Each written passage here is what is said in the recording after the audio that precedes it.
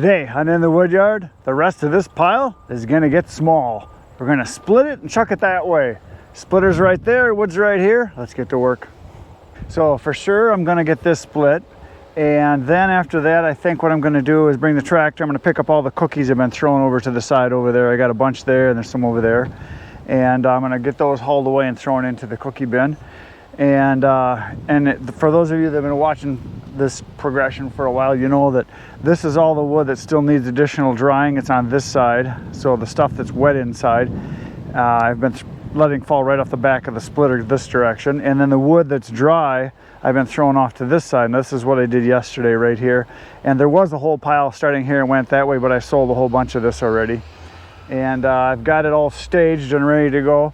I moved from the wood that was back behind the splitter here because I want the splitter to move itself that direction. So what I do is I just kind of make a path for it and I'll just grab the logs here and split away. So that's what's going to happen. Now I got something I got to show you here. I got a pair of gloves that I've had another pair like this a while ago because my gloves that I've been wearing are wore out. I got holes in them. This time of year I generally just wear a pair of leather gloves with no insulation or anything, which work really well. And so just plain, work gloves. What I don't like is open cuff gloves because you get sawdust down inside of there. Now with a regular pair of gloves, it's not an issue because you can just take them and shake them every once in a while. But this pair of gloves was a gift from my brother. He gave me these. These are, I think it's pronounced Tilsadek brand. Right there's the name. Tilsadek. They got orange tips, which I really like because if you take them off and set them down, you can find them easy because regular work gloves, as you know, are kind of like wood color and you set them down and they're hard to find sometimes. So these are nice gloves. Now these have an anti-cut on the inside fabric, so they're supposed to be good for a puncture level 4 and cut level of A6, whatever that means. I'm sure some of you will know. They're anti-cut. And these are extra larges. My hands are just average size. I usually wear a large glove, not an extra large, but these are extra larges and they just barely fit. The other bad thing about these, well, there's two things. One is that the material on the inside, because it's an open cuff, this material, the sawdust sticks to it. As soon as you get some sawdust down inside of there, it's really hard to get it out. You can't shake it out. You got to peel it backwards and pick it out. And they're just kind of a pain. I mean, they're nice gloves. I like the thickness of them. They're an extra large and they fit my hand a little tight, but they'll loosen up. The other thing that's bad about them is because of this material in here, I don't know what it is, you cannot get it wet. So if you start to sweat and the sweat slides down into the glove, they shrink when they dry. They're fine the first time they're wet, but after that, they shrink right up. They crunch right up. And then you got a little mini mitt. So they're not the greatest gloves in the world, but they were a gift, so I'm going to use them. I'll use them until I can't anymore, which is generally, for those of you who have asked this in the past too, I usually get about 2 weeks with a pair of gloves in the woodyard. If I work all day long every day, 2 weeks is about it, if that even, they're shot for just a regular pair of leather gloves. Now, the gloves that I get the most wear out of are the pigskin Kinko brand gloves. I get insulated Kinko gloves. They're pigskin. And they last the longest by far. But those are insulated, real thick gloves. That's what I wear in the wintertime. If you want to see some of those, you can go back to my past videos. I did a video just about gloves, or if you want to see, in the wintertime, I wear those gloves quite often. Now, they also make goatskin gloves, which supposedly, and I haven't bought any yet, but I'm going to this winter, they're supposed to last even longer than pigskin. It's like a tougher hide, so you get a long, long life out of the pigskin ones. So I'm assuming that the goatskin ones would be good too. So we're going to get to splitting right now. It's time to make little pieces of wood. Here we go.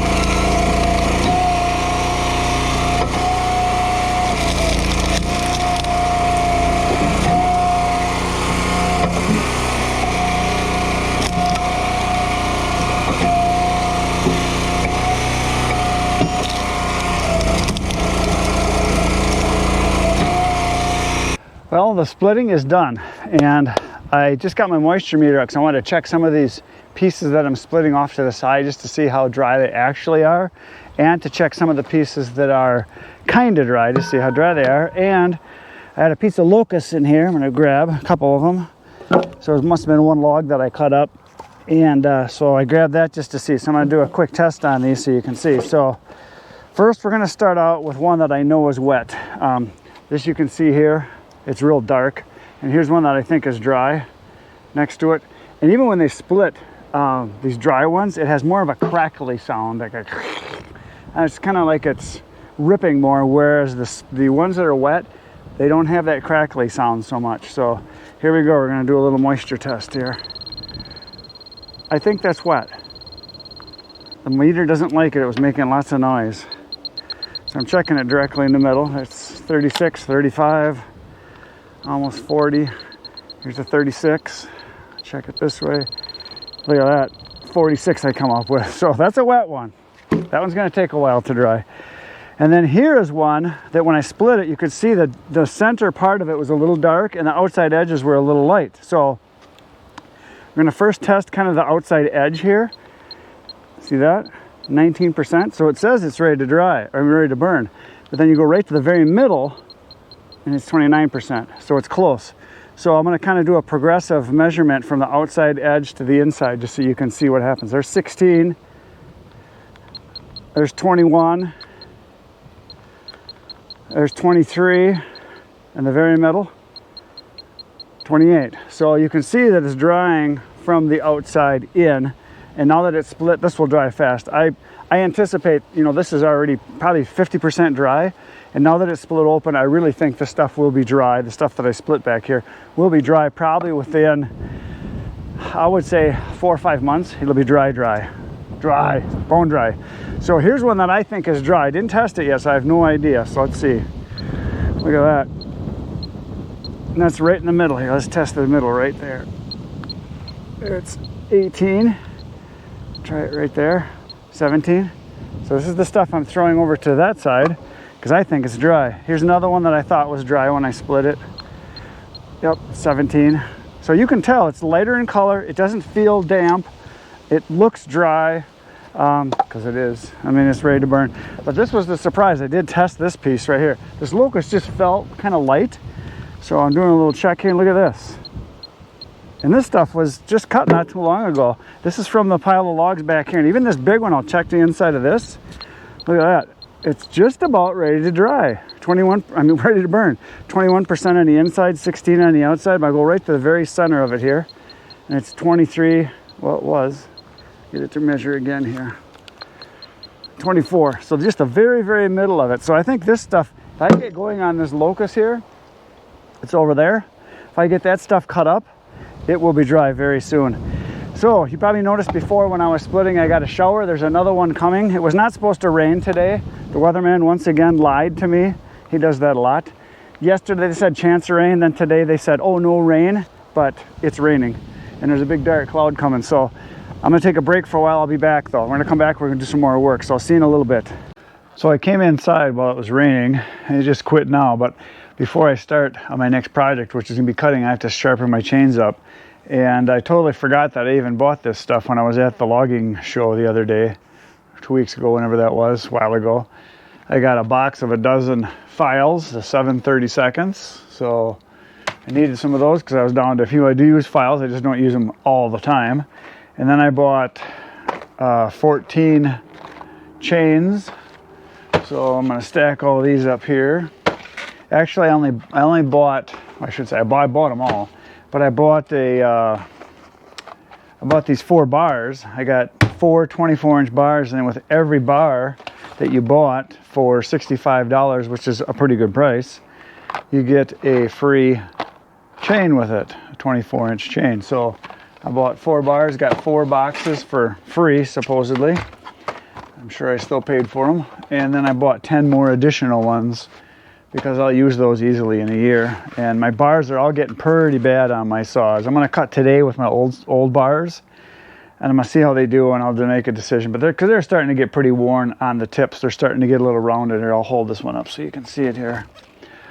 you can see right, if you look right here, you can see it's starting to get a little dip right there. It's got a little dip there, and it's got some jaggediness. I mean, I can touch them up a little bit, you know, give them a little bit of improvement, but they're getting there. They're getting worn out. So I bought 4 new ones. And why did I get the Oregon ones? Because that's what they had. I'm not super picky when it comes to stuff, and yes, I know I could have got the what do you call them, the Sugis, or Husqvarna even makes bars now that are the lightweight ones that Sugi actually makes, Sugihara, however you say it. There aren't that much difference. I mean, they're a little bit, I don't know. This is what they had. They were on sale. The price was right. All the other ones were more expensive that I found before I went to the show, but this is pretty much all they had at the show, and the price was pretty darn good. So, because around here, if I'm going to go to buy a chain at a local store, I will always pay anywhere from $26 to $30, kind of on average. Usually it's right around 28, 29 bucks for a chain. And I got the bar and the chain, so I bought a bunch of them. So it should last me a little while. I didn't get nearly as many as my brother. I think my brother bought a whole case. But yeah, I got a bunch of chains, so I just stashed those up here. So now I'm going to do a little sharpening and tightening on the chains here on my 3 saws. One threw a chain last time I used it, so I got to do a little repair job. So now for those of you that haven't seen me sharpen before, if you haven't seen the videos, I'm going to do just a quick job on these. I'm not going to do a big detailed explanation. I'm just going to give you the high points. Most of the time I use a Dremel for sharpening. I got 3 or 4 different Dremels. I use a 7/32. I mark a tooth, and then I'm just going to sharpen, and I'll go back and forth. It's not bad. It'll still cut, but I can see that there's some few nicks and things like that. I'm just going to put a better edge on them. So I'm going to touch these up quick here. Also, I want to say when I sharpen, I wear earmuffs, I wear glasses, and I wear the ones that got the cheaters on here so I can see up really close. My eyes are pretty good, but I like to be able to really know that my tip is good, so I wear the cheaters, readers, whatever you want to call them, and I wear gloves so I don't cut myself, because I have done that. So here we go, sharpening time.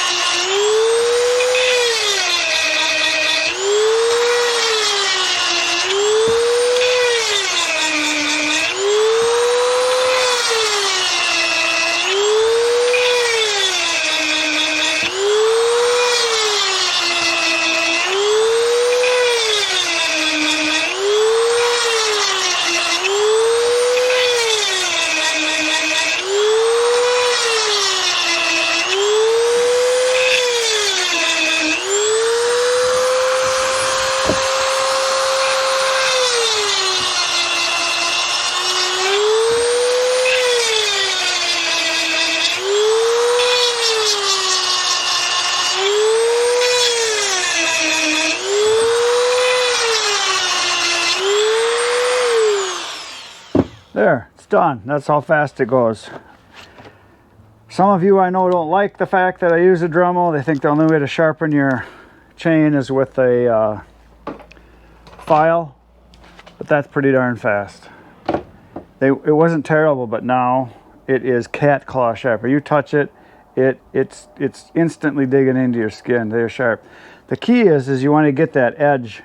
Let me point here. You want to get that edge right there to start to have the little silver line on it where it's starting to curl over. You get that little burr across the top. As soon as you start that to roll over the edge, right here, I know the camera can't focus that close, but as soon as you get that little edge to roll over, you know that you're on your tip then. So that's pretty much all I do. Now, I don't always take the rakers down, or the depth gauges, some people like to call them. But I have a question. I've heard this before. So I call them rakers because they're raking out the debris. It's just what I've always called them, because it's what my dad called them. So if that's, like some people say it's called a depth gauge, then what is this? Because this is a depth gauge. Are they both depth gauges? I don't know. All I know is that I'm going to take a little bit down. Usually I just do one stroke with a file, about maybe 2 strokes about every other time I sharpen. Just a little bit, because I like my saw to bite a little bit. I'd rather take a little bit more than be fighting the saw. So we're gonna do that right now. I'm just gonna go and I'm gonna take my flat file, and I'm just gonna take a stroke off of each one of these. I can see they're a little bit polished on the rakers, which means they've been riding on the wood. You don't see any. I look at, you probably can't see them, but I can see that they got a little polish to the top of them, and they're not. You don't even see file marks on them, so they've been riding on the wood, so I know they could come down just a touch. So I'm going to start on the same tooth that I did when I was sharpening. I'm going to start right here and just do 1 stroke away is all I'm going to do. That's it. And then I'm going to skip a tooth because this one you don't want to go that direction. I'll go the other way for that one. So we're just going to hit all these just with 1 stroke. Because I took the gauge, the depth gauge, the actual depth gauge, thing you call the depth gauge, and I checked it, and they don't really need it, but a little bit's not going to hurt. So I'm just going to do 1 stroke because I'd rather have it be just a tad aggressive than not enough. So that's all I'm doing, is just hitting them lightly here.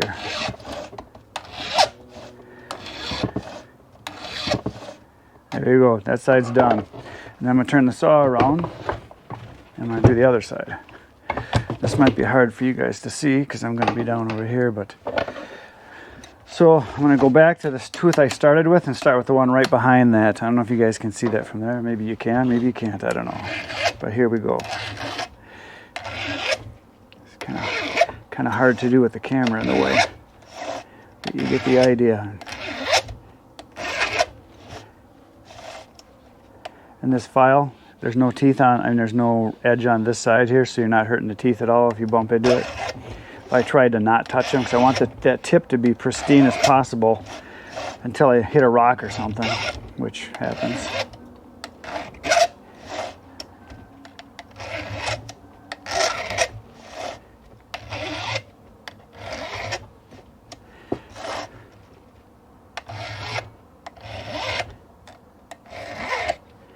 There we are, we're done. Okay, there it is. So the next thing I'm going to do, which I do pretty much every time I sharpen, is I am going to retighten the chain, because this chain isn't very old. It's been on there, I think maybe just 1 sharpening. This would be the 2nd sharpening probably, I'm just guessing. I think that's what it looks like, I don't remember. But so I'm going to loosen this up, and I'm going to show you a little trick. This is how I used to tighten my chain all the time. I basically just take it and lift it and see, yeah, that's a little bit too loose. I can feel it's a little sloppy.